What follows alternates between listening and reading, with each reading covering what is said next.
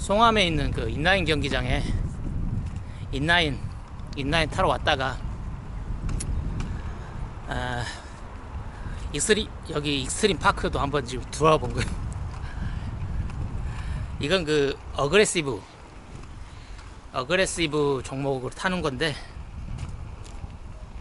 나는 뭐 요거 뭐 어그레시브를 타는 건 아니고 슬라롬을 타러 왔는데 한번 이 파크에 한번 들어와 봤어요.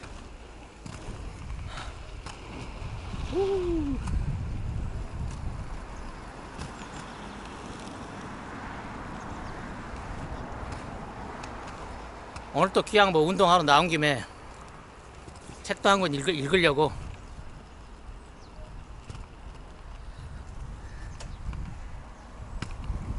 책을 한 권 가지고 나왔습니다. 이 책 제목이 뭐 나란 무엇인가 라는 제목인데,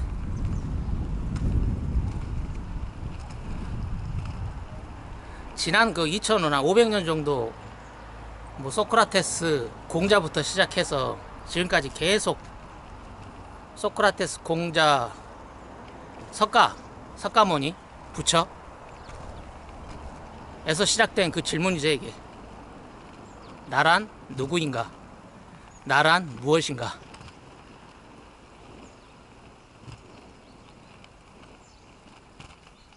근데 2300년 동안 그 질문에 대해서 정확하게 답을 주는 사람은 한 명도 없었죠.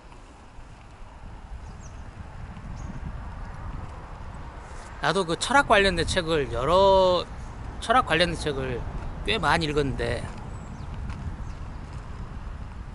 내가 이해하고 납득할 수 있는 답은 내가 찾지를 못했어요.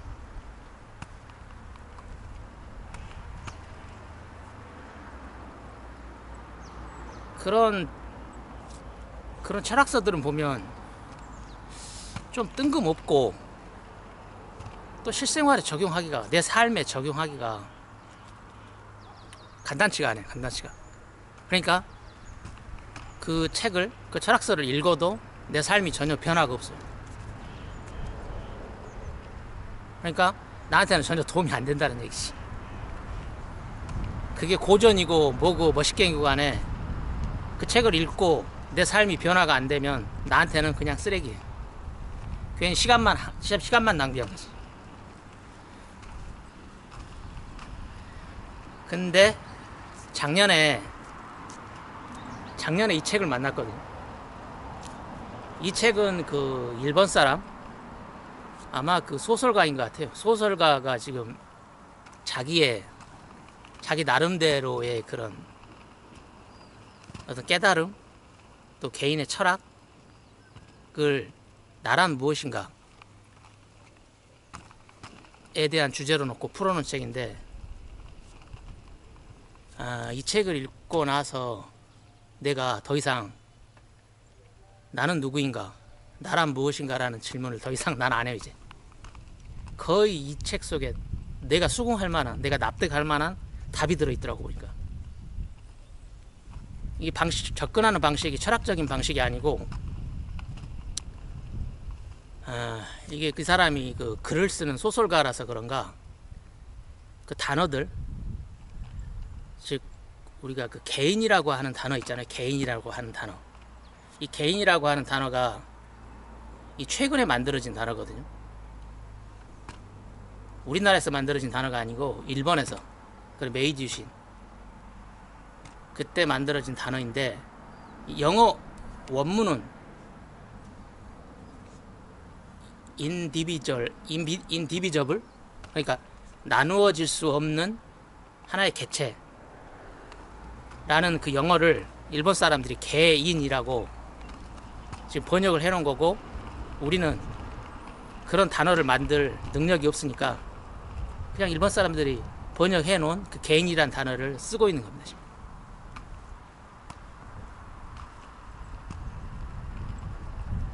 거기서부터 출발하는 책입니다. 개인이라고 하는 그 단어. 과연 이 개인이라는 단어가 어떤 뜻이 있고, 그리고 잘 번역해 놓은 단어인가 라는 것에서부터 출발하는 책. 그래서 그 개인이라고 하는 정의, 결국 개인이라고 하는 정의에 대해서 이게 말을 하게 되면 결국 도착하는 거기가 나는 누구인가, 나는 무엇인가 라는 그 질문에 또 맞닿아 있거든요. 한번 이 책을 또 천천히 한번 읽어봅시다.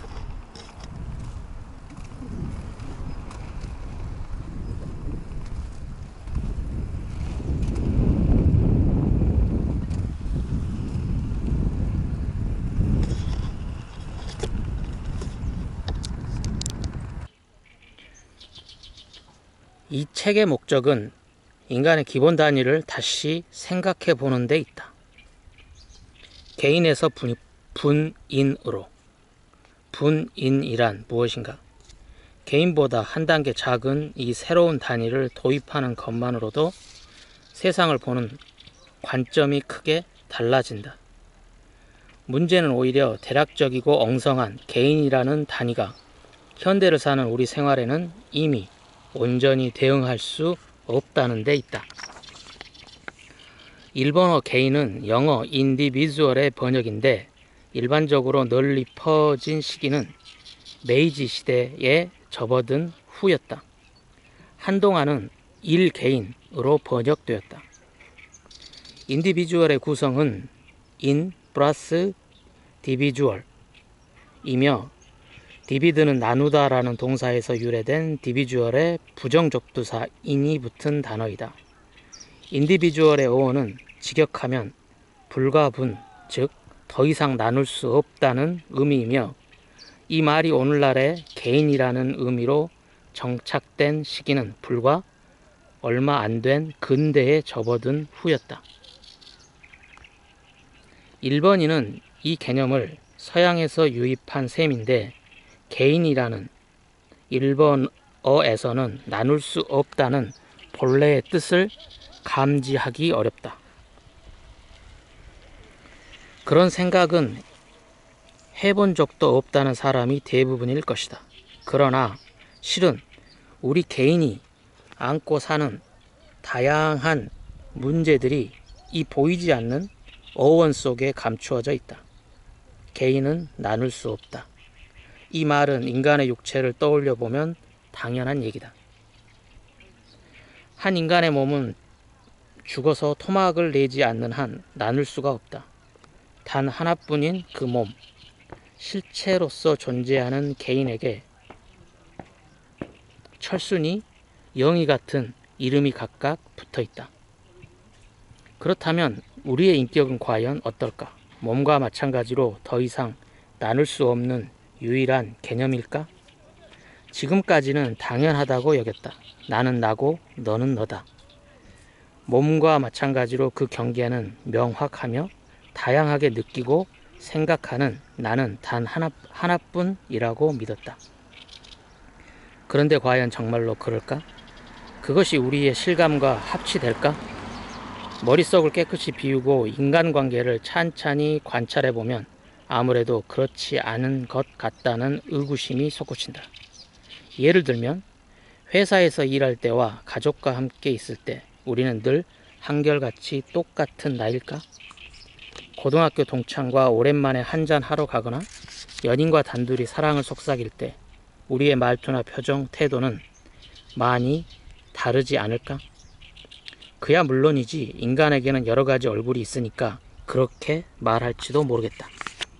이러한 사실은 인격은 단 하나라는 사고방식이 모순되는가? 이러한 사실과 인격은 단 하나라는 사고방식이 모순되는가? 아마도 대부분의 사람들은 모순되지 않는다고 대답할 것이다. 인간은 분명 그 자리의 분위기를 파악하고 표면적으로는 다양한 가면을 쓰고 캐릭터를 연기하고 그때그때 다른 페르소나를 드러낸다. 그렇지만 그 핵심이 되는 진정한 나, 즉 자아는 하나다. 바로 여기에 한 인간의 본질이 있고 주체성이 있고 가치가 있다. 이러한 인간과는 매우 강경하다. 우리는 표리부동한 인간을 싫어하고 본심과 그 다음에 겉으로 하는 말, 행동, 즉 배려, 개념이 있는 일반인의 대인관계 양상을 악습이라고 생각한다. 팔방미인은 경박한 인간의 대표격이며 있는 그대로의 나인 것이야말로 가장 이상적이라고 여긴다. 일본에서는 이 팔방미인이란 단어가 부정적으로 쓰이는구나. 어디를 가든 누구를 만나든 나는 나, 그게 바로 성실한 인간의 삶의 태도다. 그러나 다시 한번 우리의 실감과 대조해 주기 바란다. 그게 과연 가능한 일일까? 내 쪽에서는 그래도 좋을지 모른다. 그러나 상대방으로서는 참을 수 없는 일이다. 성가신 녀석이라고 질색하며 피하는 게 고작일 것이다. 인간에게는 누구나 저마다의 개성이 있다. 그럼에도 불구하고 상대가 어떤 사람이든 다 받아들여지는 인격은 과연 어떤 것일까? 성인 군자 같은 이상적인 인격일까? 아니면 어떤 소비자에게나 매치되는 대량 생산품처럼 몰 개성적이고 별탈없는 무난한 인격일까? 그 어느 쪽도 아닌데 나는 나라고 고집하며 밀고 나가는 사람이 있다면 주위 사람들이 매우 관대해서 폭넓은 인내심으로 받아들여 주는 것일 뿐이지 않을까? 그렇다고 인간은 결국 타인의 낯빛을 살피며 진정한 나와 표면적인 나를 구분해서 살아갈 수밖에 없다고 말하려는 것은 아니다. 타자와 더불어 살아간다는 것은 억지로 강요당한 가짜 나로 산다는 의미가 아니다. 그것은 너무나 쓸쓸한 사고방식이다. 모든 오해의 근원은 유일무이한 진정한 나라는 신화에 있다. 이쯤에서 이렇게 생각해보자. 단 하나뿐인 진정한 나 따위는 존재하지 않는다. 반대로 말하면 대인관계마다 드러나는 여러 얼굴이 모두 진정한 나다. 개인이라는 말의 어원은 나눌 수 없다는 의미라고 서두에 썼다. 이 책에서는 이상과 같은 문제를 깊이 생각해 보기 위해 분인이라는 새로운 단위를 도입한다. 부정접두사 인을 떼어버리고 인간을 나눌 수 있는 존재로 간주하는 것이다. 분인이란 대인관계마다 드러나는 다양한 자기를 의미한다. 애인과의 분인, 부모와의 분인, 직장에서의 분인, 취미 동아리의 분인 등등등. 그것들이 반드시 동일하지는 않다. 분인은 상대와의 반복적인 커뮤니케이션을 통해서 자기의 내부에 형성되어가는 패턴으로서의 인격이다. 직접 만나는 사람으로 한정되지 않고 인터넷으로만 교류하는 사람도 포함될 수 있고 소설이나 음악 같은 예술, 자연 풍경 등 인간 이외의 대상이나 환경도 분인화를 유도하는 요인일 수 있다. 한 명의 인간은 여러 분인의 네트워크이며 거기에 진정한 나라는 중심 같은 것은 없다. 개인을 정수 1이라고 한다면 분인은 일단 분수라고 떠올려주기 바란다. 나라는 인간은 대인관계에 따라 몇 가지 분인으로 구성되어 있다. 그리고 그 사람의 됨됨이, 즉 개성은 여러 분인의 구성 비율에 따라 결정된다. 분인의 구성 비율이 바뀌면 당연히 개성도 바뀐다. 개성이란 절대 유일불별한 개념이 아니다. 또한 타자와의 존재 없이는 결코 생겨나지 않는다.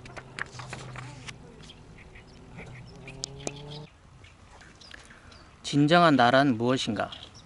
10대에 흔히 있음직한 믿음인데 당시에는 이것이 나에게만 해당되는 특별한 현상처럼 느꼈다.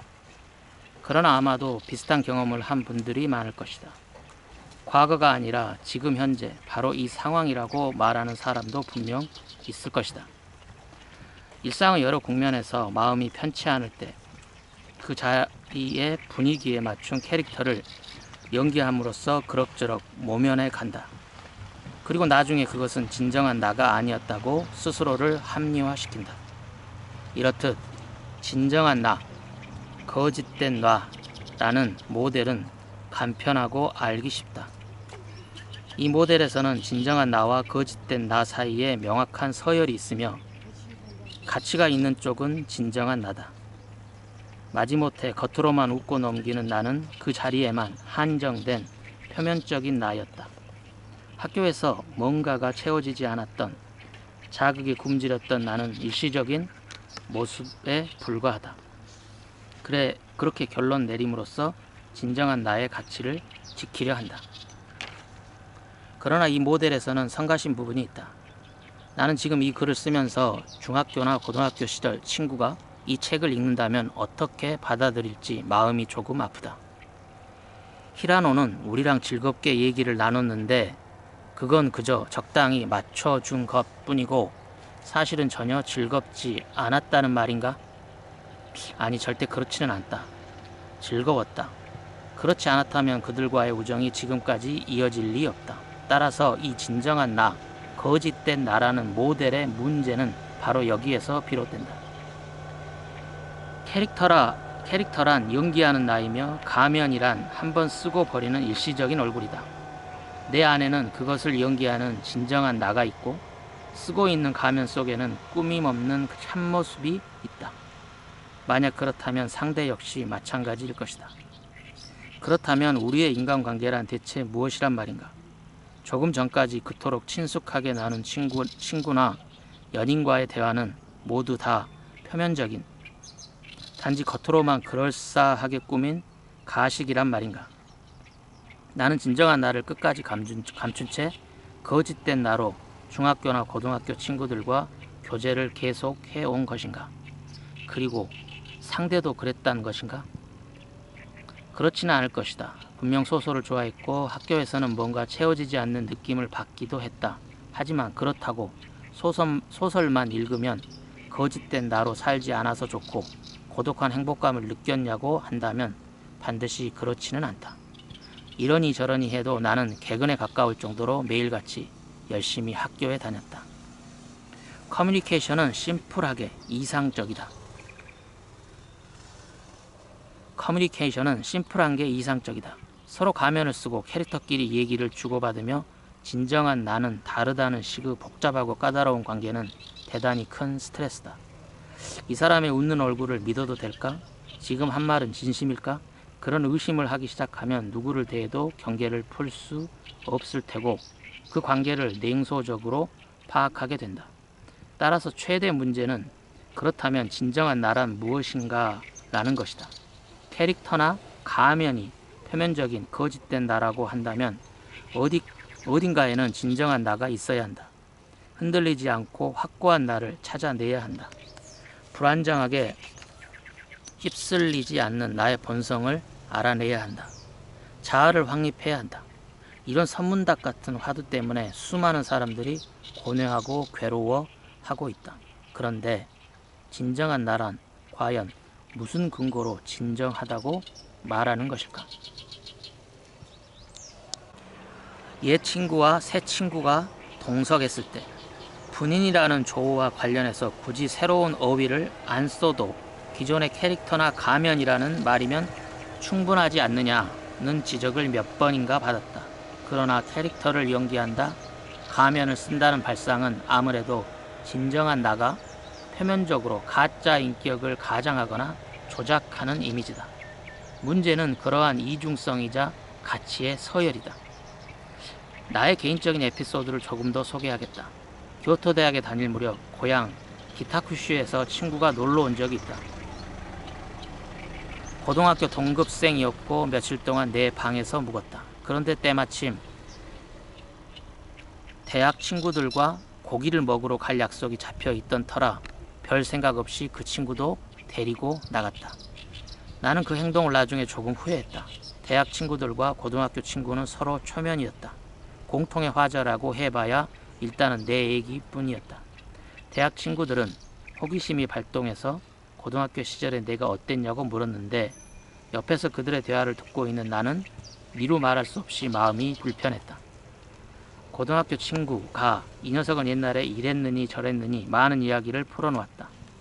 딱히 이것저것 못된 짓을 폭로한 것도 아닌데 그때마다 대학 친구들은 우와 라고 감탄을 내뱉으며 요란하게 놀라워했다. 지금은 이러니 저러니 얘기하며 그 차이를 재미있어 했다. 나는 씁쓸하게 웃으며 다 옛날 얘기잖아 라고 적당히 받아치고 열심히 고기만 굽는 척 했다. 복잡한 감정이었지만 굳이 표현한다면 역시 부끄러운 감각이었다. 그런데 왜 부끄러운 것일까? 나는 그때 그들과 대화를 하는 방식조차 성가시고 까다롭게 느껴졌다. 고등학교 친구랑 얘기할 때는 왠지 모르게 그와 대하는 말투, 그와 함께 있을 때의 태도가 나왔다. 다른 무엇보다 고향, 기타 큐슈의 사투리를 썼다. 그리고 대학 친구랑 얘기할 때는 역시나 평소 그들을 대하는 내 모습이었다. 기질이 다르다고 할까? 마지막에는 술 기운 덕에 분위기가 많이 누그러졌지만 그 결론을 말하자면 대학 친구는 대학 친구끼리, 고등학교 친구는 고등학교 친구끼리 만나는 게 마음 편하고 좋다는 생각이다. 이 얘기를 다른 사람에게 들려주자 자기도 비슷한 경험이 있다며 공감해주는 사람이 많았다. 이것은 인간의 어떠한 심리적 변화에서 비롯될까? 첫째로는 성장을 들 수 있다. 초등학교 때 쓴 글을 어른이 되어 남들 앞에서 읽으면 당연히 쑥스럽다. 하지만 그런 식으로 해석한다면 대학 친구와 함께 하는 나는 부끄럽지 않고 단지 고등학교 시절에 나만 부끄럽다는 뜻이 된다. 그런데 나는 대학에 있었던 내 얘기를 고등학교 친구가 듣고 너 변했구나 라고 놀리는 것도 몹시 부끄러웠다. 만약 내가 대학 친구와 함께 하는 나야말로 지금의 나고 고등학교 시절에 나는 이미 지나가 버린 과거의 유치한 나일 뿐이라고 간주한다면 나의 본질적인 성격이 변했다는 의미가 된다. 진정한 나에게 성장과 함께 변화가 생겼다고 이해될 것이다. 그런데 나는 술자리를 마치고 집으로 돌아와 고등학교 친구랑 둘이 있을 때는 완전히 고등학교 시절의 나로 돌아간다. 요컨대 내 안에는 이 두 가지의 인격이 동거하고 있었던 것이다. 그렇다면 나는 대학 친구용 캐릭터와 고등학교 친구용 캐릭터를 따로 구분해서 연기했던 것일까? 필시 부끄럽다는 감각의 근본은 그러한 발상에서 비롯되었을 것이다. 고등학교 대비, 대학교 대비라는 말이 있다. 중학교, 고등학교까지는 신통찮고 평범한 학생이었는데 고등학교나 대학교에 진학하는 순간 자기 과거를 아는 사람이 없다는 점을 기회로 돌연 캐릭터를 바꾸기를 시도해서 딴 사람처럼 활기가 넘치는 현상이다.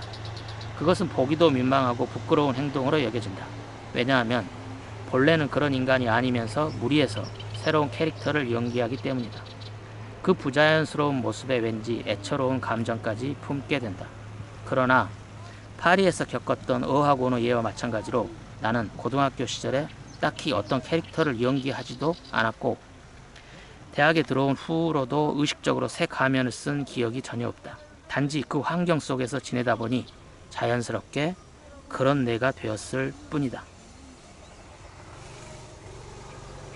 만약 인간이 대인관계마다 다양한 나로 존재하며 그것이 캐릭터나 가면이 아니라 모두 진정한 나라는 게 당연하게 받아들여진다면 그들은 고등학교 시절의 나와 대학교 시절의 나의 차이를 그렇게 일일이 요란하게 놀라지는 않았을 것이다. 왜냐하면 그 차이의 원인은 그들 자신에게 있기 때문이다. 나도 딱히 부끄럽게 여기지 않고 너희랑 같이 지내다 보니 그렇게 됐네 라며 대수롭지 않게 넘겨버리지 않았을까? 그 밖에도 예는 다양하다. 나는 업무 상대와 진지하게 복잡한 얘기를 나누고 때로는 엄격한 태도도 취하지만 고향집에 늙으신 할머니와 얘기할 때는 말투도 표정도 성격도 전혀 다른 내가 된다. 그것은 딱히 할머니용 캐릭터를 일부러 마련해 둔 게 아니다. 자연스럽게 그렇게 되는 것이다. 존경하는 작가와 얘기를 나눌 때의 나는 집에서 어린애를 어릴 때의 나와는 전혀 다른 사람 같지만 나는 그 차이의 원인이 되는 긴장감이나 편안함을 내 힘으로 조절할 수 없다. 좋든 싫든 그렇게 되어버린다. 그리고 그것들은 내 안에 늘 복수로 동거하는 나라고 생각할 수밖에 없다.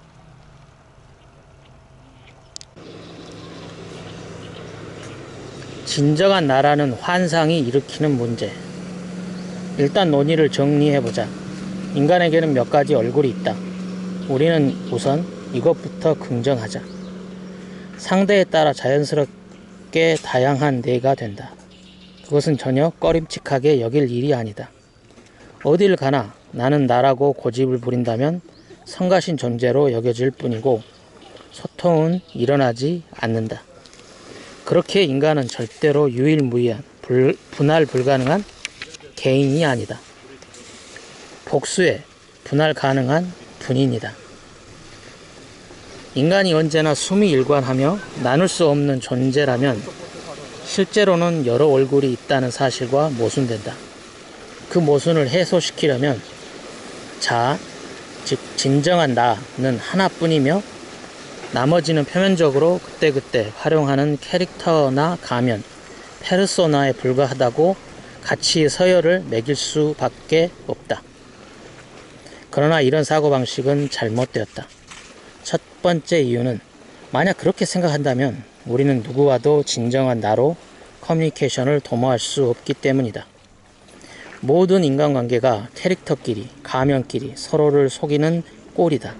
그것은 타자와 자기 모두를 부당하게 폄하하는 착각이며 실제와도 거리가 멀다. 두 번째 이유, 분인은 이쪽에서 일방적으로 그렇게 하기로 결정하고 연기하는 게 아니고 어디까지나 상대와의 상호작용 속에서 생겨난다. 캐릭터나 가면 같은 비유는 표면적일 뿐만 아니라 일단 일방적으로 결정해버리면 경직되고 소통이 어렵다는 인상을 준다.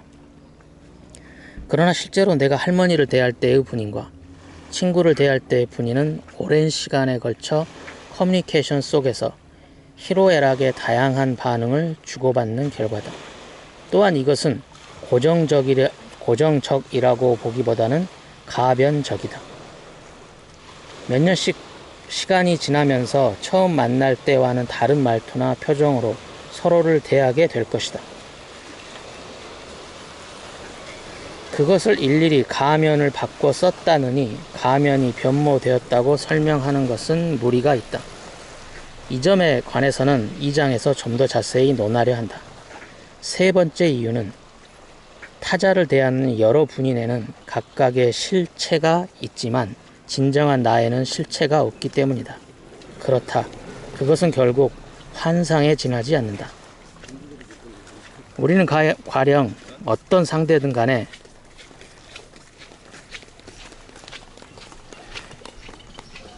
그 사람과의 인간관계로만 한정된 틀에서 자신의 모든 가능성을 발휘할 수 없다.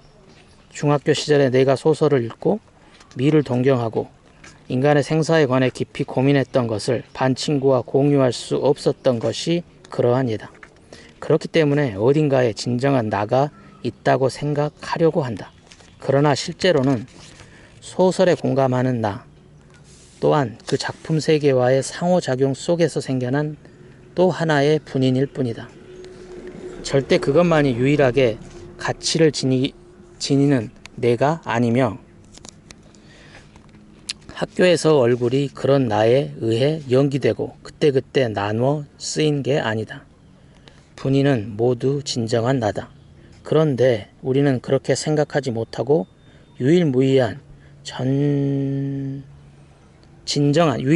진정한 나라는 환상에 사로잡힌 까닭에 숱한 고통과 압력을 감내해왔다.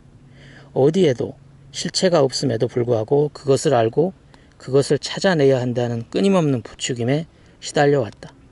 그것이 바로 나란 무엇인가라는 정체성에 관한 질문이다. 나란 무엇인가, 나는 누구인가라는 질문에 그 사람들이 지금까지 그 3000년간 그 고민에 빠졌던 그 문제의 핵심을 이야기하는 것 같아요. 실체가 없는 거예요. 실체가 없는 거. 그러니까 나란 누구인가, 나란 무엇인가라고 하는 것은 내 능력이 부족해서 내가 뭔가 노력을 덜해서 그 답을 못 찾은 게 아니고 질문이 틀린 거야. 틀린 질문을 3000년간 계속 해오니까 3000년간 답을 못 찾은 거라고.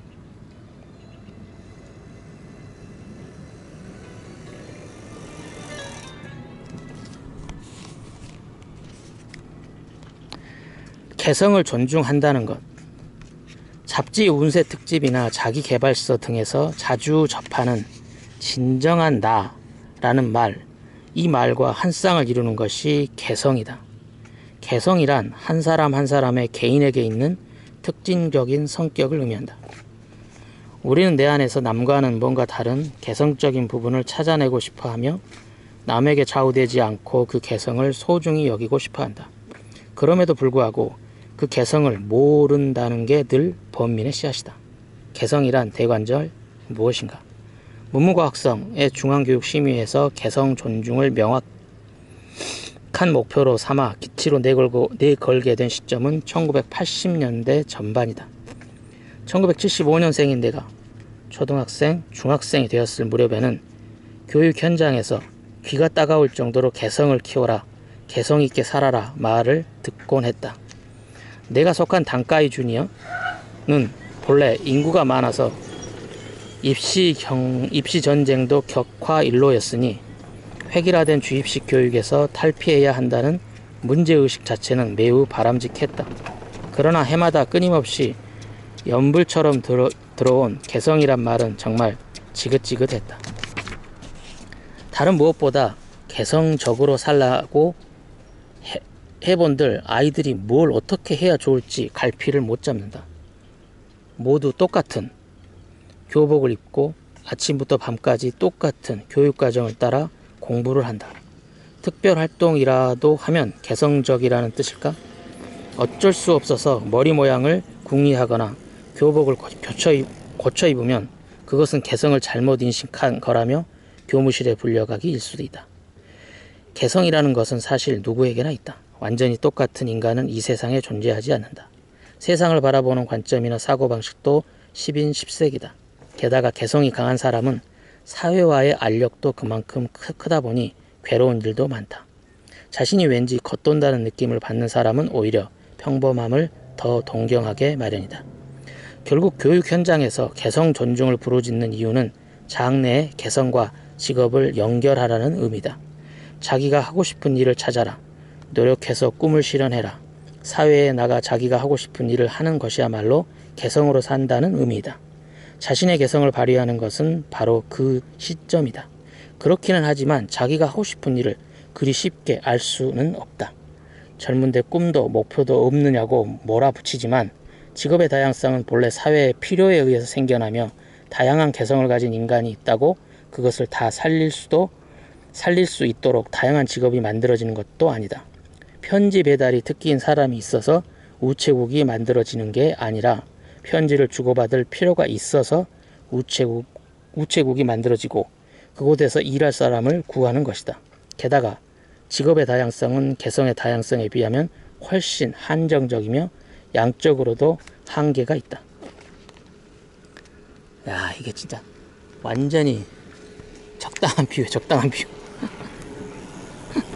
편지 배달하는 게 특기인 사람, 그런 개성을 가지고 있는 사람이 있어서 우체국이 만들어진 건 아니지.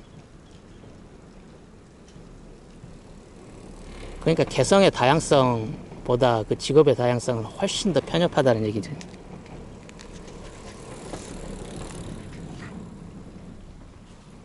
오늘 주말이라 왔다 갔다 하는 사람들 진짜 많네. 거듭 말하지만 개성은 누구에게나 있다. 문제는 직업과의 매칭이다. 그것을 쉽게 알아내는 사람은 다행이다. 그러나 막연한 자신의 개성이 대체 어떤 직업에 적합한지 좀처럼 보이지 않는 사람도 있다.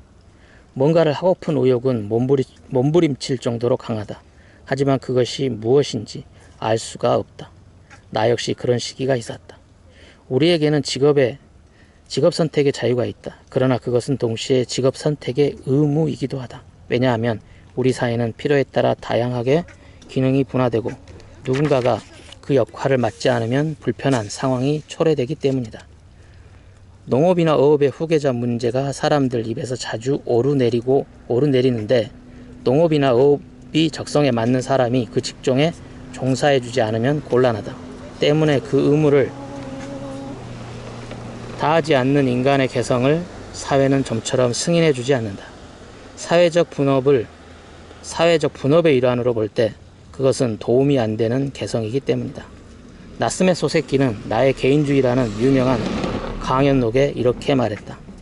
나는 시종, 엉거주춤한 자세로 틈만 보이면 호시탐탐 내 본분을 옮겨가야겠다는 생각만 했는데 정작 그 본분이라는 것이 있는 듯도 하고 없는 듯도 해서 결국 어느 쪽을 향해서도 과감하게 옮겨갈 수가 없었습니다. 나는 이 세상에 태어난 이상 뭔가를 해야 한다고 말하면서도 뭘 해야 좋을지 전혀 감이 잡히지 않았습니다. 나는 마치 안개 속에 갇힌 고독한 인간처럼 옴짝달싹 못하고 우두커니 멈춰서 버렸습니다. 학창시절에 내가 매우 공감했던 구절이다.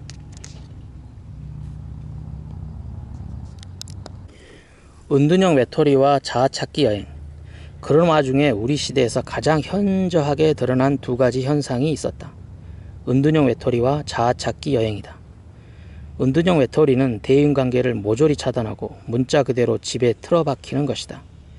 부모와 함께 사느냐 아니냐, 근처 편의점 정도는 가느냐, 인터넷으로는 다른 사람과 교류하느냐 등등 다양한 유형이 있을 것이다. 한편 자아찾기 여행의 전형적인 예는 해외로 나가 낯선 사람들과의 교류를 통해 진정한 나를 만나고자 시도하는 것이다. 한쪽은 내향적인 팩타, 다른 쪽은 외향적인 팩타로 방향성으로 치면 정반대다. 그러나 이 둘은 공통점이 있다. 양쪽 다 일본 사회 안에서 자기 자리를 찾아내지 못했다는 점이다. 은둔형 외톨이는 단순한 어리광이나 사회성 결여라는 비판을 자주 받는다. 또한 자아찾기 여행은 내가 여기 있는데 대체 어디서 뭘 찾겠다는 거냐며 이상한 꿈이라도 꾼다는 투로 야유한다. 그러나 나는 여기까지 얘기해온 대로 이런 현상이 왜 일어나는지 뼈저리게 공감할 수 있다. 정체성이 불안정하기 때문에 일시적인 나에 농락당하고 싶지 않다. 막연하기 때문에 확고한 진정한 나를 추구하고 싶다. 은둔형 외톨이나 자아찾기 여행은 상징적인 현상이지만 이러한 소망은 마치 명주솜으로 목을 조르듯 은근하게 청년기 젊은이들을 괴롭힌다. 꿈을 가져라. 자기가 정말 하고 싶은 일이 무엇인지 깊이 생각해라. 그러기 위해서는 진정한 나를 알아야 한다. 그런 자기를 사회적으로 실현하는 것이 직업이다. 목표를 향해 노력하는 사람은 훌륭하다. 목표도 없는 인간은 인생에 대한 진지한 자세가 부족하다. 대학 시절에 친구가 물어보면 가장 고통스러웠던 게 바로 장래에 뭐가 되고 싶어? 라는 질문이었다. 이 물음에 시원스럽게 선뜻 대답하는 사람들이 한없이 부러웠다. 나는 결국 소설가가 되었다. 덕분에 최소한 직업 선택의 불안감은 사라졌지만 정체성과 관련된 다양한 동요까지 다 가라앉은 것은 아니다. 다면성에 관한 나의 자각은 차츰 더 강해져서 앞에서 얘기한 음악적 취향에 관한 일화처럼 남이 나의 본질을 규정하는 데 강한 반발을 느꼈다. 작품이나 문체도 매 작품마다 잇따라 바뀌었는데 절대 그냥 한번 해보는 식의 표면적인 시도가 아니라 모두 강한 필연성에 의한 변화였다. 그러는 한편 애당초 옆에 있는 사람과는 다르게 느끼고 생각하고 살아가는 나의 존재를 도저히 부정하기 힘들었다. 그거야말로 나라는 개인의 자아이자 개성이며 핵심이 되는 진정한 나가 아닐까? 나는 그런 나를 발판으로 삼아 세상과 마주하고 다른 사람을 대하는 게 아닐까? 그런 나가 남들과는 달랐기 때문에 어린 시절부터 많은 고민을 했던 게 아닐까? 이 문제는 창작과도 관계가 있다. 소설에서 어떤 동장인물을 묘사하는 것은 그 인간의 본질을 표현하는 일일터이기 때문이다. 그래서 나는 자신의 절실한 의문을 소설 창작을 통해 깊이 음미해 보기로 했다. 어떤 의미에서 내 일터에서의 은둔형 외톨이가 되어보고 다양한 주제를 순회하는 자아찾기 여행에 나선 셈이다. 진정한 나 같은 건 없다지만 내가 대학생이던 무렵부터 포스트 모더니즘의 유행이 여전히 명맥을 유지하며 주체성 해체가 논의되던 시대였다. 그래서 여기에 쓴 진정한 나에 대한 집착은 전적으로 반동적이며 시대착오적인 고민으로 여겨졌다. 실제로 사람들이 그런 부류의 책을 얼마나 읽었는지는 차치하고 당시에 자주 거론된 간략하고 통속적인 방식으로 설명하자면 인간은 복숭아가 아니라 양파라는 얘기다. 복숭아는 한가운데 씨가 들어있다. 사람에게도 그렇게 확고한 자아, 진정한 나가 있고 그 주체가 있는 것처럼 여겨지지만 실은 양파 껍질처럼 우연적인 사회적 관계나 속성을 한꺼풀씩 벗겨내면 아무것도 남지 않는다. 즉 진정한 나 같은 건 없다는 것이다. 그러나 그 당시 대학생이었던 나는 그런 이론을 아무리 들어도 전혀 고맙지 않았다. 오히려 강한 혐오감을 느꼈다. 그렇다면 실제로 이렇게 느끼고 생각하는 나는 대관절 무엇이란 말인가? 게다가 장래의 직업은 여전히 매우 절실한 문제였다. 나는 모리 오가이를 무척 좋아했는데 그는 종사하는 것이 아니라 하는 것이라고 말했다. 나는 이 발상이 마음에 들었다. 인간은 일생 동안 수많은 것을 한다. 아침에 일어나서 밥을 먹고 책을 읽고 영화를 보고 데이트를 한다. 직업이 무엇이든 간에 그 다양한 하는 것들의 하나에 불과하다. 그러나 하루 24시간 죽을 때까지 수십 년 동안이나 가장 오랜 시간을 소모하는 것임에는 틀림없다. 그렇기 때문에 자기의 본성과 맞지 않으면 견디기 힘든 게 당연하다.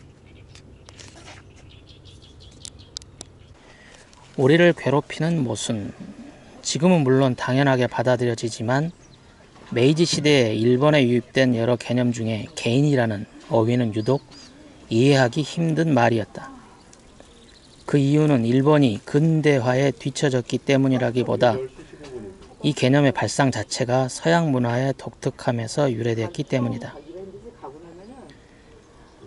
매우 깊이 있는 내용이라 상세한 사항은 곧말부럭에서 붙였는데 여기에서는 우선 두 가지 점만 짚고 넘어가려고 한다. 하나는 일신교인 그리스도교의 신앙이다. 아무도 두 주인을 섬길 수 없다는 것이 예수의 가르침이었다.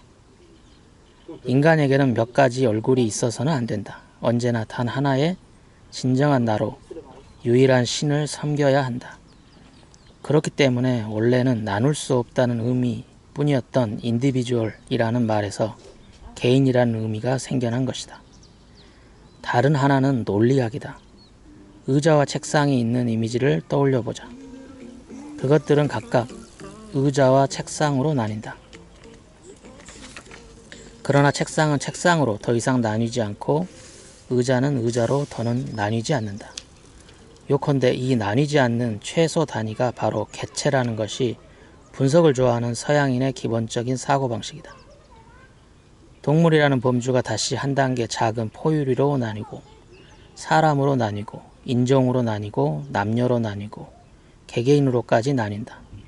더 이상은 나뉠 수 없는 하나의 육체를 갖춘 존재가 개체로서 인간, 즉 개인이다. 국가가 있고 도시가 있고 어느 동네 몇 번지에 사는 가족이 있고 부모가 있고 자식이 있고 이제 더 이상 더는 상세하게 나눌 수 없는 존재가 당신이라는 개인이다. 반대로 생각해보면 개인이라는 존재가 여럿이 묶여 조직을 이루고 사회를 이룬다. 이러한 사고법에 일본인은 결국 얼마나 익숙해졌을까? 개인이라는 개념은 어떤 큰 존재와의 관계를 대치시켜서 큰 틀에서 파악할 때는 분명 그 나름의 의미가 있다. 사회에 대한 개인, 다시 말해 국가와 국민, 회사와 직원, 학급과 학생 이런 방식으로. 그러나 우리의 일상적인 대인관계를 치밀하게 들여다보면 나눌 수 없는 숨이 율관된 진정한 나라는 개념은 너무나 경직되고 엉성하며 실감과는 동떨어져 있다. 신앙의 유무는 별개로 치더라도 우리가 일상생활에서 마주하는 대상은 유일한 신이 아니라 다종다양한 사람들이다. 또한 사회와 개인의 관계를 제 아무리 머릿속에 추상적으로 그리고 있어도 아침에 일어나서 잠들 때까지 현실에서 접하는 대상은 회사 상사나 동료, 애인이나 편의점 직원처럼 지극히 구체적이고도 다종다양한 사람들이다. 특히 인터넷 시대로 접어들고 좁고 균질적인 공동체의 범위를 벗어나 배경이 다른 다양한 사람들과 교류가 왕성해지면 그들을 한 대 통틀어 사회라고 묶어도 별 의미가 없다. 우리는 자신의 개성을 존중받고 싶어 하는 만큼 타자의 개성도 존중해야 한다. 거듭하는 말이지만 상대를 막론하고 이것이 있는 그대로의 나, 진정한 나야 라고 억지를 부리려 하면 상대가 넌더리를 낼 게 불을 보듯 뻔하다. 우리는 아주 자연스럽게 상대와의 개성 사이에서 조화를 찾아내려 하고 그때그때마다 커뮤니케이션이 가능한 인격을 만들어내며 실제로도 그 인격으로 살아간다. 그것은 엄연한 사실이다. 왜냐하면 커뮤니케이션이 성립되면 그 자체만으로도 저절로 기쁨이 느껴지기 때문이다. 서로 다른 인격으로 본심을 이야기하고 상대의 언동에 감동받아서 깊은 생각에 잠기거나 인생을 바꿀 결단을 내리기도 한다. 요컨대 그 여러 개의 인격이 모두 진정한 나다. 그럼에도 불구하고 선거권 1인 1표, 선거권이나 교실의 출석 번호처럼 우리의 생활에는 여전히 하나의 개인으로 취급받는 상황이 존재한다. 그리고 자아니 진정한 나니 하는 고정관념도 배어 있다. 때문에 일상적으로 살아가는 여러 개의 인격과는 별개로 어딘가의 중심이 되는 자아가 존재하는 것처럼 생각한다. 혹은 결국 그 여러 개의 인격은 표면적인 캐릭터나 가면에 불과하며 진정한 나는 저 깊은 곳에 따로 존재한다고 이해하려 했습니다. 이런 모순으로 말미암아 우리는 숱한 고통을 받고 괴로워한다. 분인이란 무엇인가? 자, 그럼 어떻게 하면 좋을까? 자아를 버려라 혹은 무아가 되라는 말은 인생 상담 같은 데서 자주 접한다. 그러나 마치 깨달음에 도달한 듯한 그런 말을 해줘도 과연 어떻게 살아가면 좋을지는 여전히 미지수다. 나라는 인간은 실제로 존재한다. 이 나라, 이 나는 대체 어떻게 되는 걸까? 무욕의 마음을 가지라는 의미라면 출가라도 하는 수밖에 없다. 우리가 살아가는데 발판이 필요하다. 대인관계 속에서 실제로 생겨나는 여러 인격을 그 발판으로 놓아보자. 그 중심에는 자아나 진정한 나는 존재하지 않는다. 그저 인격끼리 링크되어 네트워크화 되어 있을 뿐이다. 불가분하다고 여겨졌던 개인을 나눠서 그 아래로 더 작은 단위를 생각해 본다. 그러기 위해서 이 책에서 분인이라는 조어를 도입했다. 나눌 수 있다는 의미다. 그렇지만 자아를 부정하고 그런 여러 개의 인격만으로 어떻게 살아갈 수 있을까? 지당한 의문이다. 그래서 지금부터 어떻게 하면 그것이 가능한지 차근차근 살펴보려 한다. 먼저 이미지부터 파악하고 넘어가자. 한 인간 안에는 여러 개의 분인이 존재한다. 부모와의 분인, 연인과의 분인, 친구와의 분인, 직장에서의 분인. 당신이라는 인간은 이런 분인들의 집합체다. 개인을 정수 1이라고 치면 분인은 분수다. 사람마다 대인관계의 숫자가 다르므로 분모는 제각각이다. 그리고 이 점이 중요한데 상대와의 관계에 따라 분자도 바뀐다. 관계가 깊은 상대와의 분인은 크고 관계가 얕은 상대와의 분인은 작다. 일단은 이 모든 분인을 더하면 1이 된다고 간주해 주기 바란다. 분인의 네트워크에는 중심이 존재하지 않는다. 왜일까? 분인은 자기 멋대로 만들어내는 인격이 아니라 환경과 대인관계 속에서 형성되기 때문이다. 우리가 살아가는 세계에 절대적이고 유일한 장소가 없듯이 분인 또한 개개인마다 독자적인 구성 비율을 갖고 있다. 그리고 그때그때의 전환은 중심 사령탑에서 의식적으로 행하는 게 아니라 상대에 따라 자동적으로 바뀐다. 길에서 우연히 친구를 만나서 야! 하고 소리를 높일 때 우리는 무의식적으로 그 사람용 분인이 된다. 진정한 나가 부랴부랴 의식적으로 가면을 쓰거나 캐릭터를 연기하는 게 아니라 감정을 구석구석까지 온전히 조정하는 것은 불가능하다. 분인을 기본으로 나에 대해 생각해 보는 것과 단순히 자아를 버린다는 것은 어떤 점에서 다를까? 우리가 일상을 살아가려면 계속성을 가지고 특정한 사람과 관계를 맺어야 한다. 그러려면 누군가를 만날 때마다 완전히 새로운 내가 될 수는 없다. 출근할 때마다 자기 소개부터 시작하여 처음부터 관계를 다시 맺는 어리석은 총국은 없을 것이다. 우리는 아침에 해가 떠서 저녁에 해가 지는 반복적인 주기를 살아가면서 주위의 타자와도 반복적인 커뮤니케이션을 거듭해간다.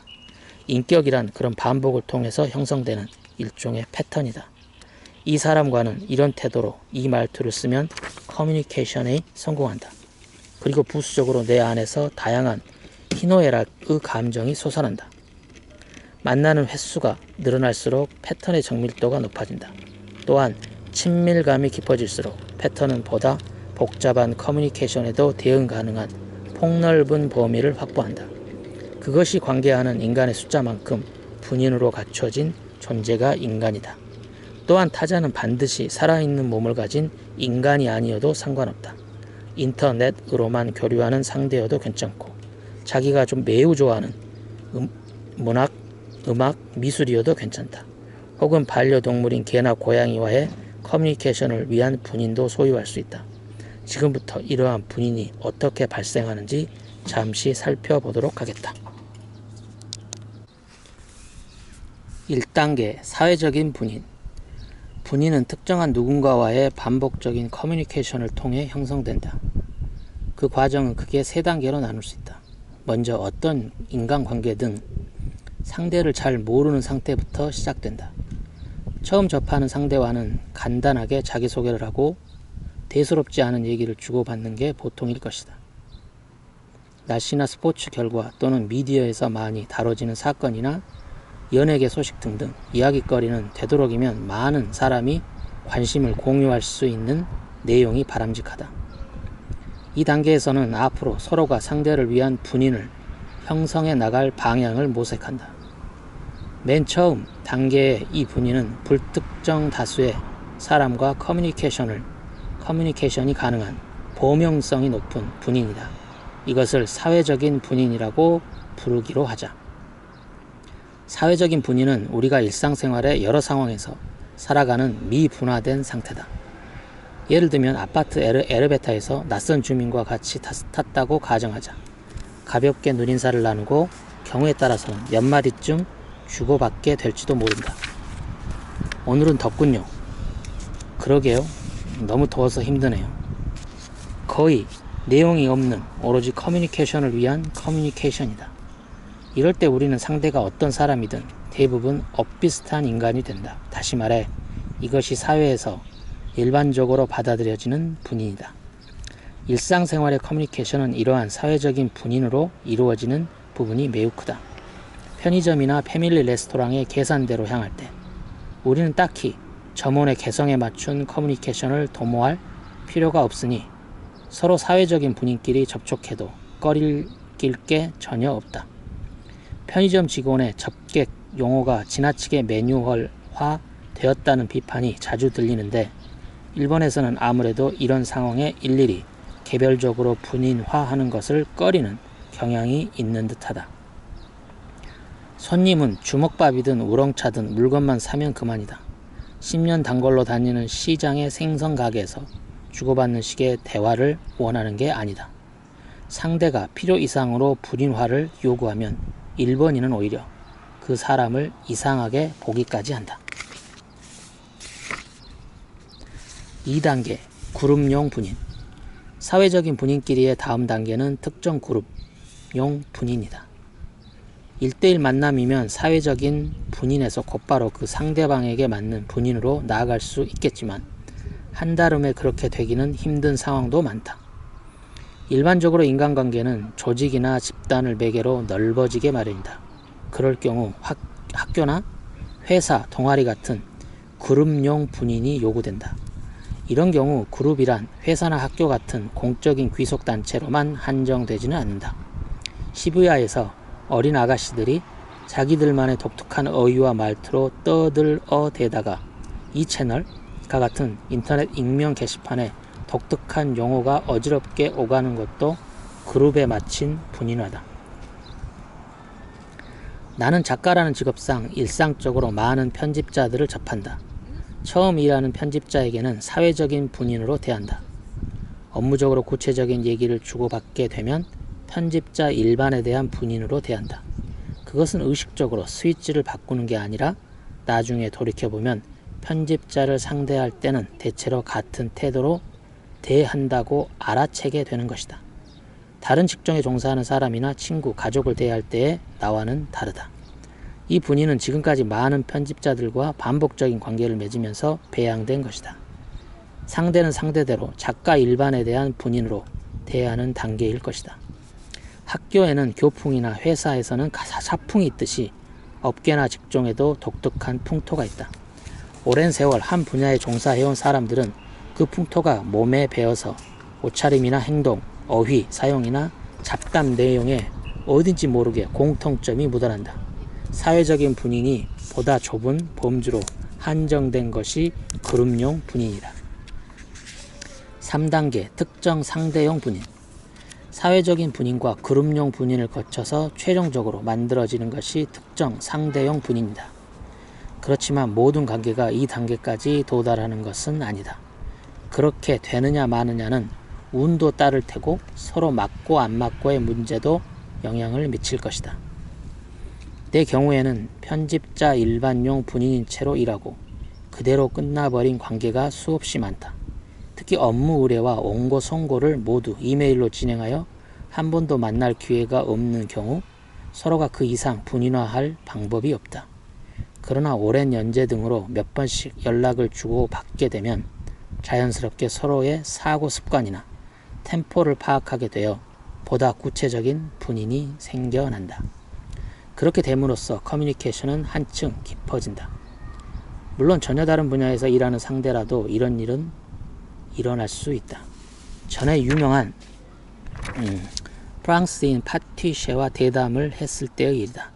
처음에 우리는 적당히 사회적인 분인으로 인사를 나누고 같은 크리에이터라는 그룹용 분인까지 나아간 후 공통으로 관심을 갖고 있던 다지자키 주니치로의 그늘에 대하여를 계기로 단숨에 상대에게 한층 특화된 분인으로 발전했다. 소위 말하는 의기투합 상태다. 그렇게 되기까지 시간은 30분가량 걸렸다. 이렇게 얼굴을 직접 맞댄 상대에 대한 분인화를 지극히 짧은 시간에 성공하는 경우가 있는가 하면 좀처럼 풀리지 않을 때도 있다. 예를 들면 몇 번을 만나도 꼭 필요한 최소한의 업무 얘기만 나누고 양쪽 다 그 다음 단계로는 발을 들여놓지 않는, 들여놓을 마음조차 없는 사람도 있다. 그 사람은 나에 대한 분인을 만들 마음이 없고 내 쪽에서도 그럴 의사가 없다는 뜻이다. 분인화의 실패다. 실제로 사회적 분인, 그룹용 분인 상태로 끝나는 경우가 흔하다. 나는 대학생 시절에 2년 동안 거의 매일같이 집 근처에 있는 편의점에 다녔다. 그곳에서 늘 마주치는 아르바이트 점원이 내 또래 대학생이었는데 그와는 대화다운 대화를 한 번도 나누지 않은 채 다른 곳으로 이사를 가고 말았다. 혹시 다른 사람을 따라간 술자리 같은 데서 만났더라면 우리는 서로의 분인을 만들었을지도 모른다. 반대로 파리에 살았을 무렵에는 아람인이 경영하는 아파트 근처의 작은 가게를 뻔질나게 드나들었는데 갈 때마다 한참씩 얘기를 나누다 보니 1년 후에 귀국할 때는 그가 이별을 몹시 아쉬워했다. 나는 그 후로도 그 사람과의 사이에서 생겨난 분인으로 산 적이 없다. 이처럼 사회적인 분인이 특정한 사람에게 맞춰서 형성되는 정도가 서로 알게 된 시간의 길이와 반드시 비례하지는 않는다. 분인의 수와 크기. 이와 같은 과정을 거쳐서 분인은 하나씩 커나간다. 굳이 말할 필요도 없겠지만 이것은 하나의 모델이므로 그룹용 분인을 건너뛰는 경우 등등 경우는 다 제각각이다. 어린 시절에는 부모나 형제에 대한 분인뿐이었지만 나이를 먹고 교우관계가 넓어지면서 분인의 숫자도 그만큼 늘어난다. 그 결과 우리는 다종다양한 분인의 집합체로 존재한다. 누구에게나 숨이 일관된 나로 존재하고자 한다면 한결같이 부침성이 좋고 몰 개성적이며 큰 지장이 없는 나일 수밖에 없다. 그야말로 팔방미인이다. 그러나 대인관계마다 과감하게 분인화할 수 있다면 우리는 단 한 번뿐인 인생을 다양한 특성을 발휘하는 나로 살아갈 수 있다. 그렇다면 분인은 한 인간 안에 얼마나 있을까? 엄밀히 따지자면 우리는 공적, 사적으로 교제하는 사람의 숫자만큼 분인을 갖고 있다. 그러나 휴대전화 주소록에 저장되어 있는 사람 모두에게 치밀하게 분인화되어 있는 사람은 없을 것이다. 내 경우는 한두 번만 일하는 편집자는 거의 같은 인격으로 대한다.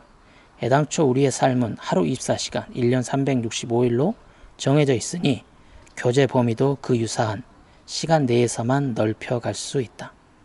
그 똑같은 조건 하에서 분인의 숫자는 사람마다 상당한 차이를 보인다.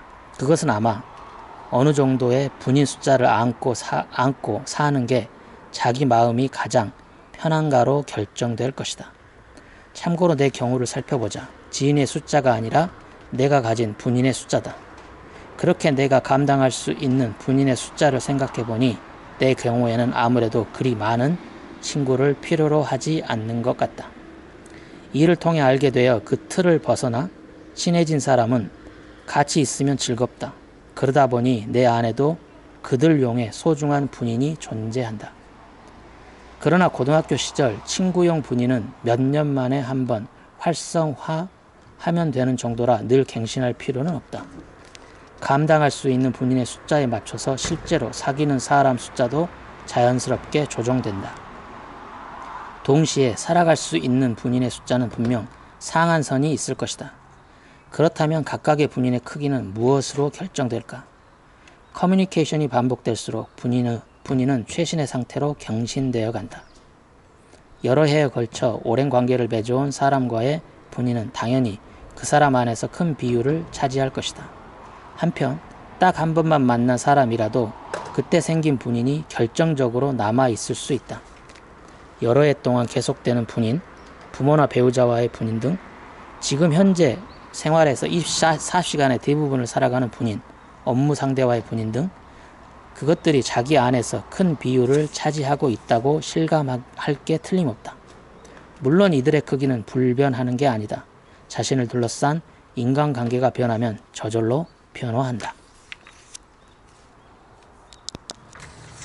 개성이란 분인의 구성 비율.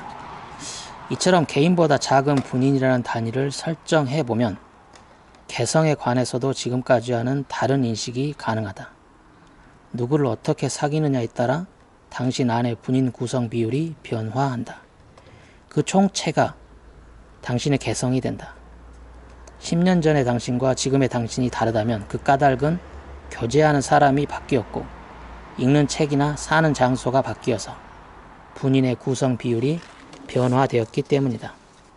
10년 전에 중요한 위치를 차지했던 그 당시 애인과의 분인이 지금은 헤어져서 움츠려들고 그 대신 성격이 전혀 다른 애인과의 분인이 커졌다고 가정하자. 그러면 당신 자신의 성격, 개성에도 변화가 있을 게 틀림없다.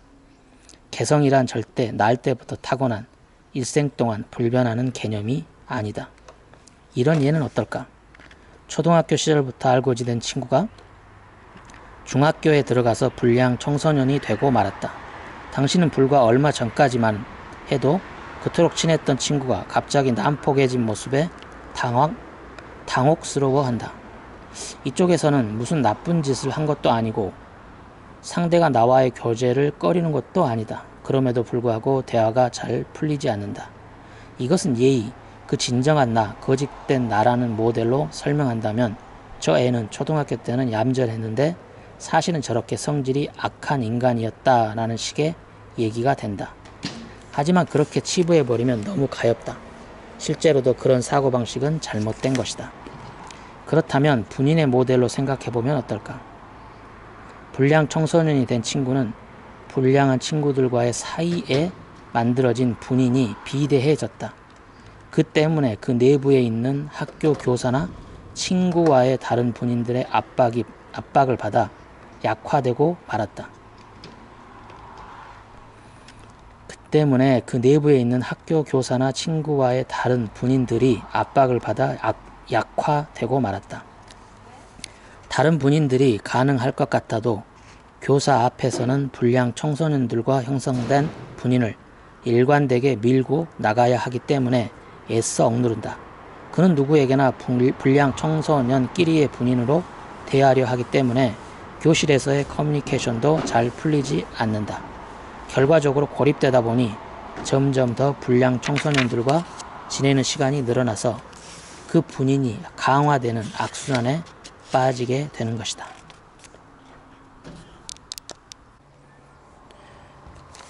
고민의 반은 타자됨은 분인이라는 단위를 수용하면 과연 무엇이 바뀔까? 내가 가장 많이 바뀌었다고 실감하는 부분은 타자에 대한 관점이다. 나는 분인의 집합체로 존재한다. 그것들은 모두 타자와의 만남의 산물이며 커뮤니케이션의 결과다. 타자가 없다면 나의 다양한 분인도 없고 요컨대 지금의 나라는 인간도 존재하지 않는다. 거울 앞에 서서 멋대로 여러 가지의 내가 될 수는 없다. 왜냐하면 리액션이 절대로 상정 범위를 넘어서지 못하기 때문이다. 개 중에는 긍정적인 분인이 있는가 하면 부정적인 분인도 있다. 되도록이면 긍정적인 분인으로만 살아가고 싶지만 복잡하게 얽힌 현실의 인간관계 속에서는 좀처럼 뜻대로 풀리지 않는다. 내 뜻은 아니지만 마음이 편치 않은 분인을 끌어안게 되는 사태도 피할 수가 없다. 마음에 들지 않는 나로 살아갈 때는 아무래도 자기 혐오에 빠지게 된다. 저 사람과 같이 있으면 왜 이렇게 짜증이 날까? 왜 그렇게 심한 말을 해버렸을까? 그 모임에만 참석하면 갑자기 주눅이 들어서 하고 싶은 말도 제대로 못한다. 그러나 분인이 타자와의 상호작용에 의해 생겨나는 인격인 이상 부정적인 분인의 절반은 상대 때문이다. 무책임하게 들릴지 모르지만 거꾸로 보자면 긍정적인 분인 역시 타자 덕분인 셈이다. 그렇게 생각하면 상대에게 감사하는 마음과 겸허함도 저절로 싹 튼다. 사람은 혼자서는 살 수 없다고 흔히 말하는데 그것은 무슨 일이 있을 때 서로 돕기 위한 것만이 아니라 우리의 인격 자체가 절반은 타자 덕분이기 때문이다. 이처럼 분인이라는 시점을 도입하면 과도하게 비굴해지거나 오만해지지 않고 자기를 분석할 수 있게 된다. 그와 동시에 타자의 존재를 자연스럽게 승인할 수 있다. 아무것도 섞이지 않은 순수하고 무구한 나는 존재하지 않는다. 타자 또한 분인의 집합체. 자기가 타자와의 관계에서 생겨난 분인의 집합체라는 자각의 다음 단계는 당연한 말이겠지만 타자 또한 다양한 인간과의 분인으로 이루어진 집합체라는 인식이 중요하다. 당신이 접하는 상대의 분인은 당신의 존재로 말미암아 생겨난 것이다. 상대가 당신과의 분인으로 살아가며 행복해 보인다면 당신은 절반은 내 덕분이라고 자신감을 가질 수 있고 불행해 보인다면 절반은 내 탓일지 모른다고 생각할 것이다. 고등학교 시절 친구가 대학에서 몰라볼 정도로 쾌활해진 모습을 보고 저건 진짜 모습이 아니야 라거나 야유할 여유가 있다면 저건 진짜 모습이 아니야 라느니 어쩌느니 할 여유가 있다면 그가 왜 고등학교에서는 그렇게 지내지 못했는지 우리가 그를 대했던 방식을 반성해야 하지 않을까? 또한 왠지 마음에 안 드는 사람이 있더라도 그것은 당신과의 분인의 문제로 한정해서 생각해야 한다. 예를 들면 당신이 직장에서 A와는 친구인데 B는 까닭없이 싫다고 가정하자. 그런데 A에게 B는 정말 좋은 녀석이라 A에게 B는 정말 좋은 녀석이라 같이 있으면 즐거워 라는 말을 들었다고 치자. 그 얘기를 들은 당신은 말도 안 돼. B는 근성이 썩어빠진 쓰레기 같은 놈이야. 그런 놈과는 당장 관계를 끊어 라고 말해야 할까? 개인주의는 개인을 단위로 인간을 판단하는 관점인데 반해 분인주의는 분인을 단위로 인간을 판단하는 사고방식이라 지금까지 몇 번이나 확인했던 내용이다. 당신은 이런 경우 당신에 대한 B의 분인에 관해 험담하는 건 상관없다. 나랑은 잘 안 풀리고 내 앞에서는 이런저런 밉살스러운 짓을 하는 인간이야 라고 말한다면 A에게도 참고가 될 것이다. 그러나 당신은 A와 같이 있을 때의 B의 분인은 모른다. 따라서 그 분인에 대해 비판할 수는 없다. 이것은 추상적인 논의가 아니라 우리 인간관계는 바야흐로 SNS의 등장으로 완전히 가시화되었다. 내가 좋아하는 사람이 내가 싫어하는 사람과 친하게 얘기를 주고받는 모습을 접할 기회도 예전과는 비교할 수 없을 정도로 많아졌다. 그런데 그때마다 내 친구이고 싶으면 저런 놈이랑 사귀지 마 라고 일일이 말하고 돌아다닌다면 정작 고독해지는 사람은 자기 자신일 것이다. 물론 절친한 친구가 예를 들어 테러리스트와 친하다는 것을 알았을 때는 충고하는 것도 우정이다. 그러나 호불호 수준이라면 B는 내 앞에서는 최악의 인간인데 A와는 잘 맞는군 정도로 생각하고 넘어갈 수밖에 없다. 이것도 인간이 분할 가능하다는 발상이기에 가능한 사고방식이다. 그리고 제 아무리 기분 나빠도 A의 양호한 관계를 쌓아가는 B의 분인을 가면이니 거짓된 모습이니 비판할 수는 없다. 그것 또한 여러 개가 존재하는 B라는 인간의 진정한 모습이다. 나는 페이스북이나 트위터를 하다 보니 내가 좋아하는 사람이 내가 싫어하는 사람과 친하게 지내는 모습을 일상적으로 접한다. 처음에는 기분이 나빴지만 차츰 역시 전방위적으로 모두에게 미움을 받는 사람은 그리 많지 않다는 생각을 갖게 되었다. 그래서 내가 싫어하는 사람이 나에게는 왜 그런 태도를 취하는지 곰곰이 생각해 봤다. 그런 과정을 통해 상대를 이해하게 된 부분도 있지만 뭐 그렇다고 해서 꼭 좋아졌느냐 하면 그건 또 별개의 문제다. 사람이 누구와 친하게 교제하느냐는 전적으로 개인의 자유다. 내가 참견하고 영향을 미칠 수 있는 범위는 나에 대한 상대의 분인까지다.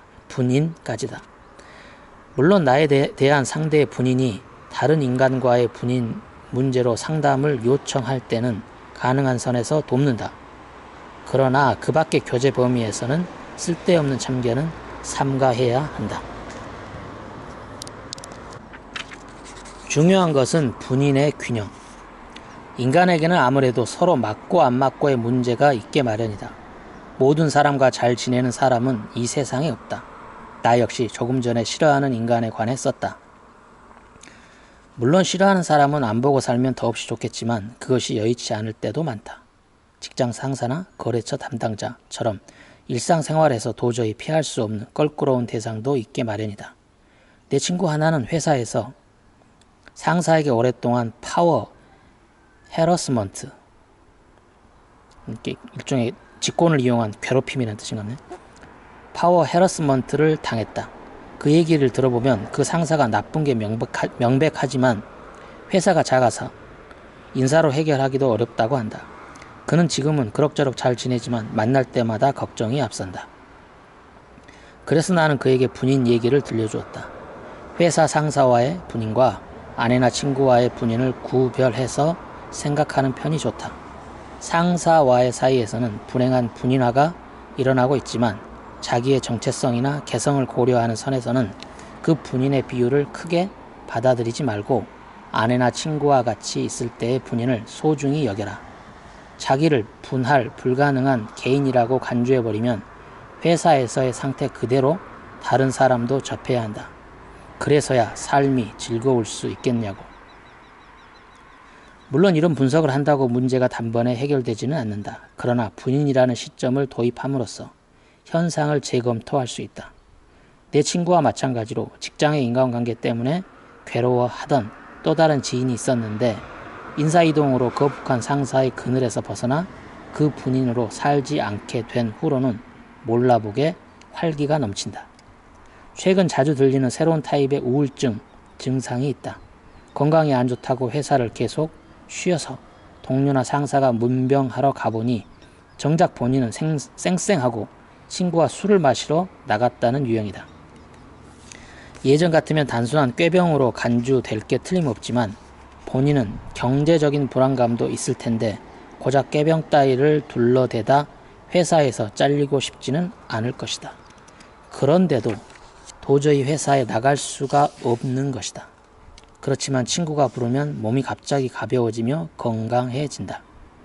나는 정신과 의사도 상담 전문가도 아니지만 이 이야기를 들으니 예전에는 개인 단위로 발병했던 우울증이 이제는 분인 단위로 일어나는 게 아닌가 하는 생각이 든다. 불행한 분인을 갖고 있을 때는 일종의 리셋 소망이 싹 튼다. 그러나 우리는 그럴 때야말로 신중하게 지워버리고 싶고 그만 살고 싶은 것은 여러 개의 분인 중에 불행한 분인 하나임을 의식해야 한다. 잘못해서 개인 자체를 지워버리고 싶다거나 삶을 포기하고 싶다고 생각한다면 돌이킬 수 없는 일이 벌어지고 만다. 패캉에서라는 소설에서 이것을 자기와 자기 상의 차이라는 형태로 정리했다.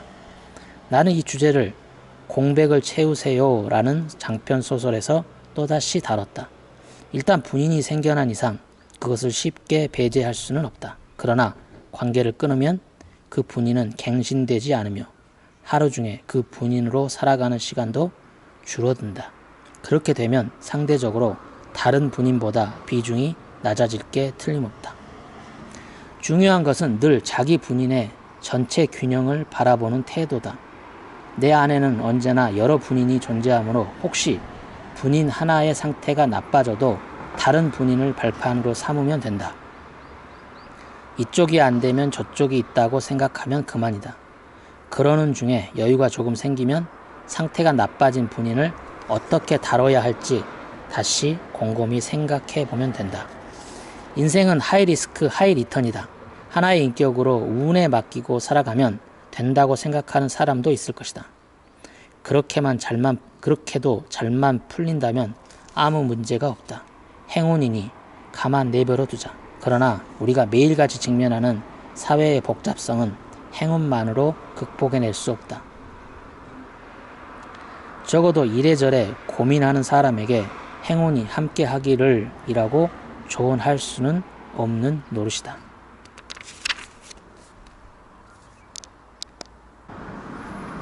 폐쇄적인 환경이 괴로운 이유. 은둔형 외톨이는 대인관계를 차단함으로써 지우고 싶은 분인을 소멸시키는 일면이 있다. 나중에 언급하겠지만 실제로 불교의 출가는 사회적인 분인을 말소하고 종교적인 분인으로만 살아가기 위한 절차다. 그러나 일단 틀에 박혀버리면 새로운 타자와의 만남이 사라지고 지금 갖고 있는 타자와의 분인도 갱신할 기회를 잃고 만다.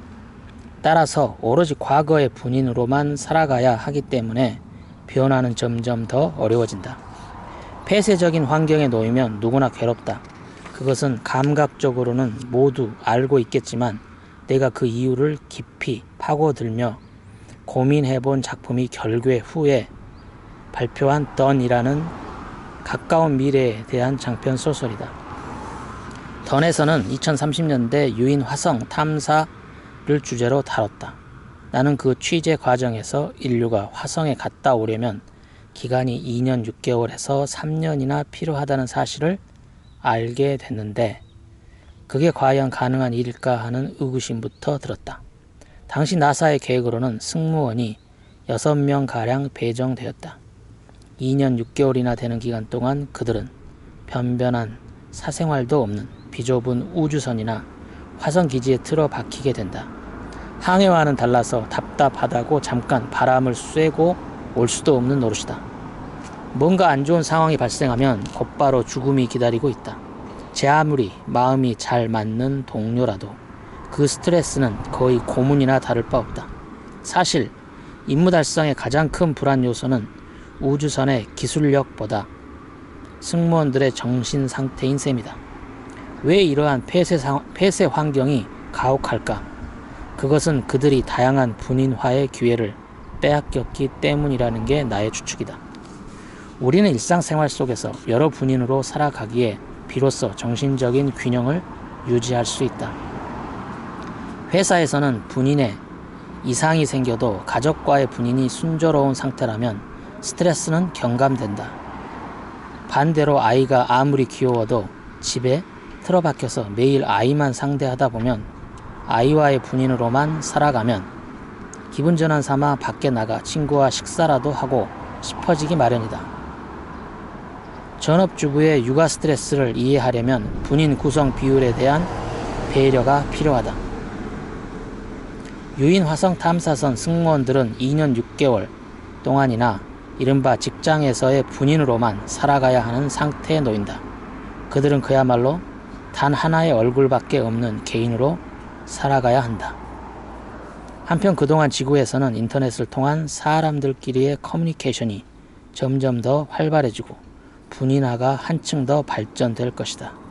나는 그런 대비에 흥미를 느꼈다.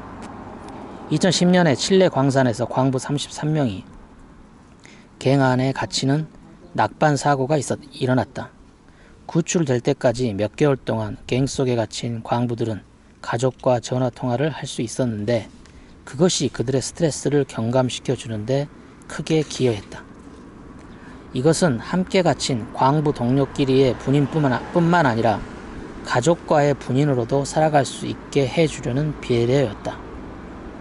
만약 그러한 외부와의 연락 수단이 확보되지 않았다면 갱 안에서는 처참한 상황이 발생했을지도 모른다.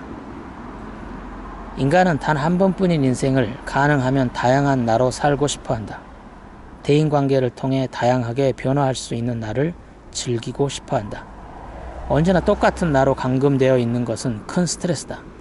소설이나 영화 주인공에서 감정을 이입하거나 애니메이션 캐릭터의 코스튬 플레이를 시도해보는 등의 변신 소망은 픽션 세계에 대한 분이나 소망으로 이해할 수 있을 것이다.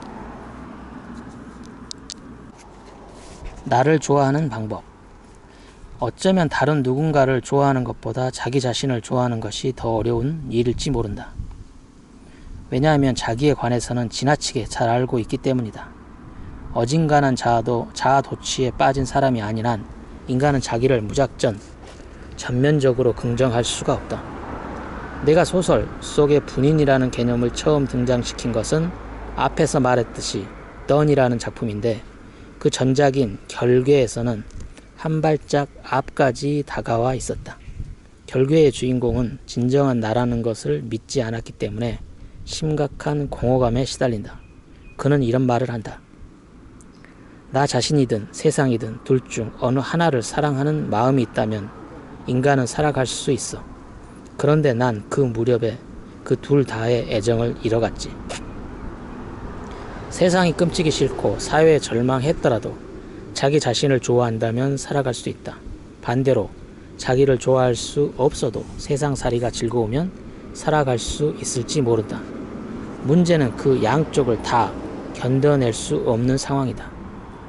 스스로에게 부정적인 마음을 품은 사람에게 일단 자기 자신부터 사랑해라, 자신을 소중히 여기라고 말해본들 별 의미가 없을 것이다. 싫다는 감정은 애당초 불합리하다. 단순히 좋아하라고 말해도 네, 그래야겠죠 라고 대답할 수는 없다. 그러나 나라는 인간 전체를 막연하게 생각하지 말고 분인 단위로 들여다보면 어떨까? 자기 자신을 싫은 사람이 있다면 자신의 분인을 하나씩 살펴보자. A를 만날 때의 나는 쾌활하고 재미있는 농담도 자연스럽게 할 수 있고 그럭저럭 괜찮다. B와 같이 있을 때의 나는 늘 진지하다. 그것은 그것대로 만족스럽다. C와 있을 때의 나는 왠지 긴장되고 어색해서 마음에 안 든다. D와는 사람은 자기의 전부가 좋다는 말은 좀처럼 할 수 없다. 그러나 아무개와 함께 있을 때 나는 좋다는 말은 의외로 쉽게 할 수 있지 않을까? 반대로 다른 아무개와 있을 때의 나는 싫다는 말도. 그래서 만약 좋아하는 분인이 하나든 둘이든 있다면 그것을 발판으로 삼아 살아가면 된다. 그것은 꼭 살아있는 인간이 아니라도 상관없다. 나는 보들레르의 시를 읽거나 모리 오가이의 소설을 읽을 때의 나 자신이 싫지 않았다. 인생에 관해 깊이 생각해 볼 수 있었고 아름다운 말에 이끌려 내가 보다 넓은 세계와 이어지는 느낌을 받았다. 그것이 나를 긍정하기 위한 입구였다. 분인은 타자와의 상호작용에서 생겨난다. 나르시즘이 거북하고 꺼려지는 이유는 타자를 일절 필요로 하지 않고 스스로에게 취해 있다는 점 때문이다. 그러면 주위 사람들은 그럼 좋을 대로 해 라는 기분이 든다. 그런데 누구와 함께 있을 때의 분인이 좋다는 사고방식은 반드시 한 번은 타자를 경유한다. 나를 사랑하기 위해서는 타자의 존재가 불가결하다는 역설이야말로 분인주의의 자기 긍정의 가장 중요한 점이다. 인간이 감당할 수 있는 분인의 수는 한정되어 있다. 학교에서 고독해도 굳이 반 친구 모두가 좋아해 주길 바랄 이유는 없다. 친구가 3명뿐이라고 보느냐? 친구가 3명뿐이라고 보느냐? 좋아하는 분인이 3개나 있다고 보느냐는 생각하기 나름이다. 반대로 친구가 10명이고 20명이고 있으면 그들 모두에게 최적으로 분인화하기도 꽤 힘들 것이다. 그렇게 좋아하는 분인이 하나씩 늘어간다면 우리는 그만큼 스스로에게 긍정적으로 바뀔 수 있다. 설령 부정하고 싶은 자기가 있다 손치더라도 자살이라는 형태로 자기 전체를 소멸시키려는 마음을 먹지 않고 어떻게든 잘 마무리 지을 수 있다.